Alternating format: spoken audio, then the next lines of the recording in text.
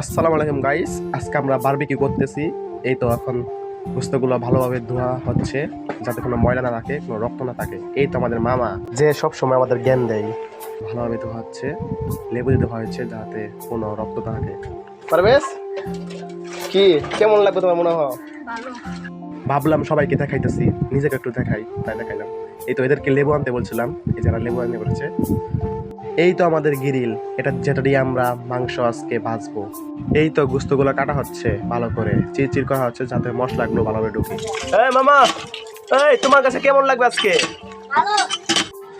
চিন্তা কও, এটা কি লেগ পিস?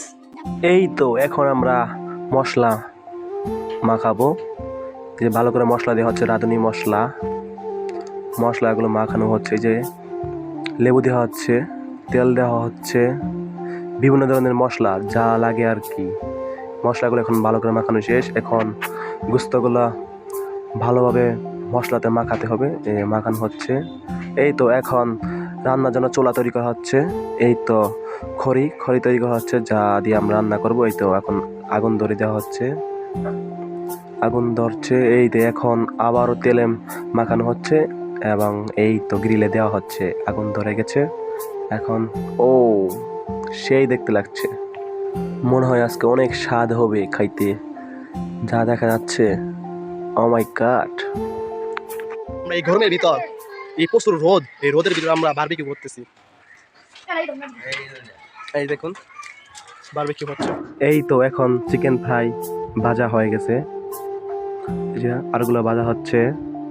অনেক বাতাস যার ফলে ধোয়া হচ্ছে, তাই সামনে একটা টিন দেওয়া হলো যাতে বাতাস না আসতে পারে। গাইস দেখুন, এখানে কিছু কিছু পোলাপান আছে যারা কাজই করে না, যেমন এই একটা, যে আরেকজন এখানে বসে থাকবে আর সবাইকে জ্ঞান দিবে। ফাইনালি আমাদের বারবিকিউ রেডি। ও দেখতে সে লাগছে।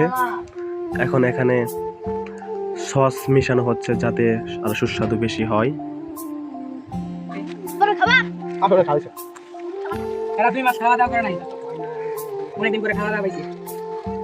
আমি সস পাইছি। আজকের মতো এখানেই শেষ, পরবর্তী দেখা হবে আবার।